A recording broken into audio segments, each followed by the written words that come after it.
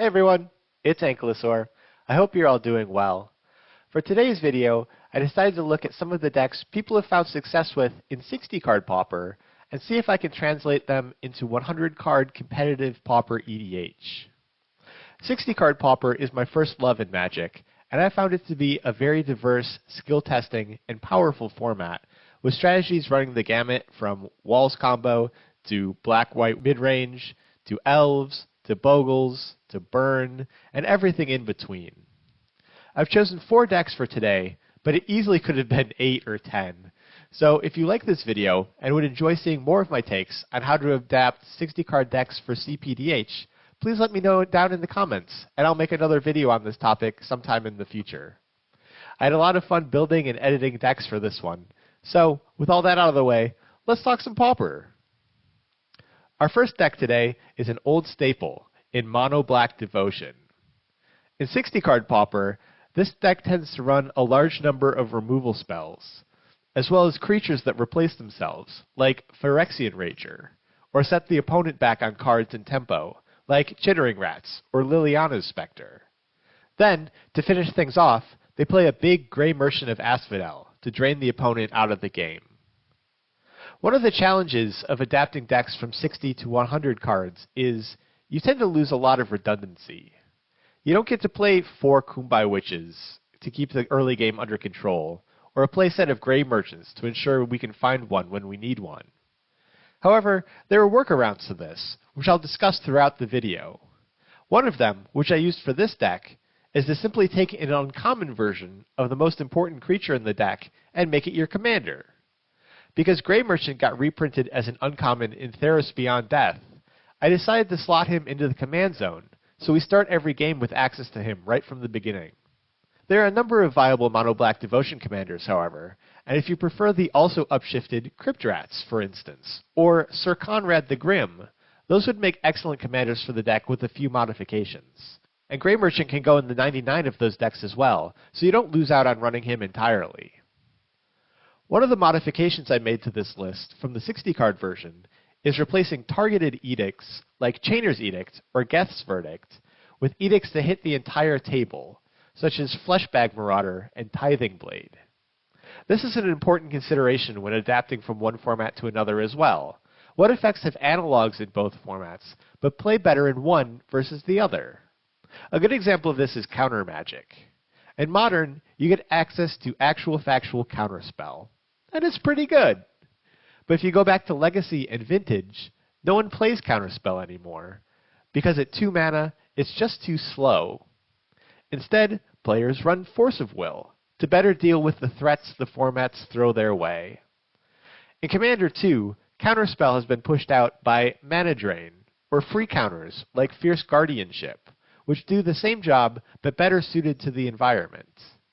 Here, with CPDH being a multiplayer format, I'm always looking for abilities that affect the entire table, and will often choose those over similar but more narrow effects. While I do run some targeted removal in this list, to efficiently deal with a big threat here or there, much of the removal in the list is sweeper-based, like Evankar's Justice, Gangrenous Zombies, and Pestilence. That way, instead of trading 1-for-1 on our removal all the time, we get some measure of card advantage out of it, which will keep us afloat as the game grinds on. You'll also notice that several pieces of targeted removal in the deck come in the form of permanents, such as Executioner's Capsule and Seal of Doom.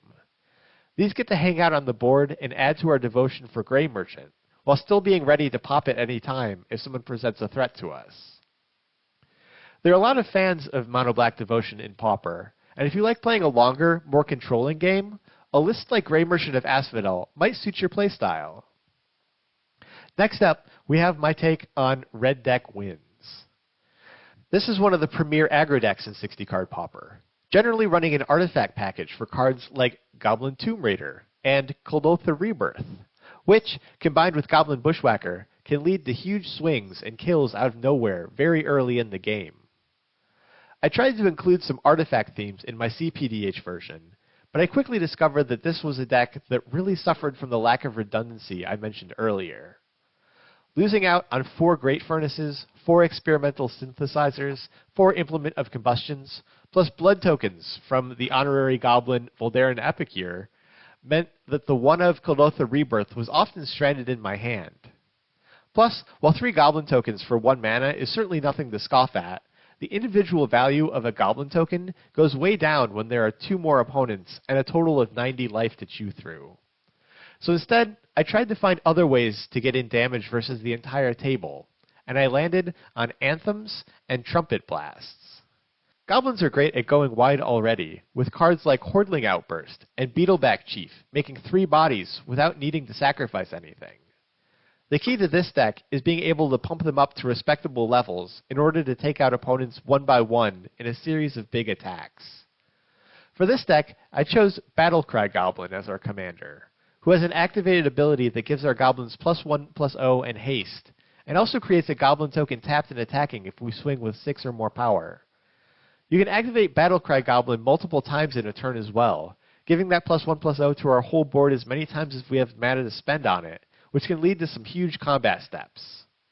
Not only that, we're running several other ways to give our goblins extra power, such as Betrothed of Fire, Pack Attack, and Goblin Lookout. While the deck doesn't have the explosive pseudo-combo potential of something like Zada Hedron Grinder, it also isn't as reliant on its commander to get its damage through, and gets to run a bunch of strong Goblin synergy cards, like Goblin Matron and Sparksmith, that other aggro decks in the format can't make as good use of. Goblins are all about one thing and one thing only, turning sideways. So if that's the way you like to play Magic, Red Deck Wins might be a good deck for you. Next, we have Mono Blue Terror, led by my favorite dragon turtle, Sailor's Bane. I discussed this deck in my last video on Voltron and CPDH, so if you haven't checked that out yet, feel free to watch that later too. In 60-card Pauper, this is one of the format's new boogeymen, dumping 10 or 15 power worth of Tolarian Terrors and Cryptic Serpents as early as turn 3, and backing them up with counter magic. And while our CPDH version of the deck is unlikely to run out that much power that quickly, without full complements of the Serpents available to us, we're still able to play a 2-mana 7/7 with protection and ride it to victory over the course of a couple turns. We're running our one of copies of the Serpents, of course, along with Serpentine Curve, which can easily become a 10+ power beater with the number of ways we have to fill up our graveyard. But the focus of this deck is commander damage, which gives it a unique angle of attack not represented in the 60-card version. As Sailor's Bane only needs 1 additional power to turn it into a 2-shot kill, we have a few auras and equipment to give it evasion and a power boost, like Cartouche of Knowledge and Spectral Flight. We also have a ton of counter spells and bounce in the deck, clearing out blockers and stopping combo attempts while we get our big threats established, and then protecting our commander once it's deployed. This deck is much more difficult to pilot than the 60-card version, as dealing with 2 additional opponents can be tricky for a Voltron deck to handle. If you pick this deck up, don't expect to get the kind of quick wins that Pauper Mono Blue Terror is known for, where you present an unbeatable board and then just smash with it. There's a lot more finesse to this version, and it will take some time learning the ins and outs to succeed with it. But I enjoy the playstyle of Sailor's Bane very much, and find it a rewarding riff on the mono blue decks that have been all the rage in 60-card Pauper recently. So if you like big cheap serpents and lots of control elements, this could be right up your alley. Finally, I have probably the most speculative deck that I've built for this video, and that's a mashup of the Familiars deck and Jeskai Ephemerate. These are both decks that run blink effects to rebuy Muldrifters, Archaeomancers, and the like to gain insurmountable card advantage, eventually winning the game through Murmuring Mystic bird token beatdown, or a combo involving Sage's Rodenizen to mill the opponent out. This is a deck where the redundancy issue I keep talking about doesn't actually come into play. CPDH has access to a surprising number of Archaeomancer creatures, including our commander, Warden of the Eye, giving us access to one of that effect every single game. We also have several blink effects to rebuy our creatures enter the battlefield triggers, and a bunch of counter magic, which sounds like a deck to me. As far as win conditions go, we get to run Peregrine Drake in this format, which, in combination with a Ghostly Flicker and an Archaeomancer, allows us to generate infinite mana and infinite storm, which can, in turn, win the game with a Grape Shot or a Pinger creature in play, such as Firebrand Archer. Cloud of Fairies can do a similar Infinite Storm loop with a Bounce Land, or in combination with Sunscape Familiar or Goblin Electromancer, making Ghostly Flicker cheaper. I mentioned that this deck is somewhat speculative, in that I'm not certain that the white is necessary in this list. There are a variety of other Drake combo decks in the format, including Tatyova, Possessed Skob, and some builds of Third Path Iconoclast that get a better mana base and access to the same source of win cons that Warden of the Eye does, without needing to go into a third color.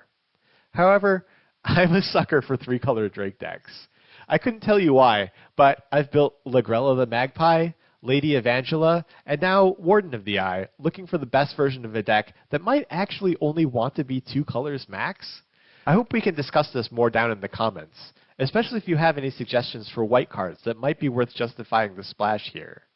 But, in any event, if control combo is your thing, or you just miss playing with Peregrine Drake in 60-card Pauper like I do, a deck like Warden of the Eye might be worth checking out. So there you have my 4 adaptations from 60-card Pauper to CPDH. As always, if you have any feedback or want to talk further about any of these lists, please let me know. I'm very happy to hear from you and to chat more about this or any of my videos. Thanks so much for watching, everyone, and I'll be back with another CPDH video soon.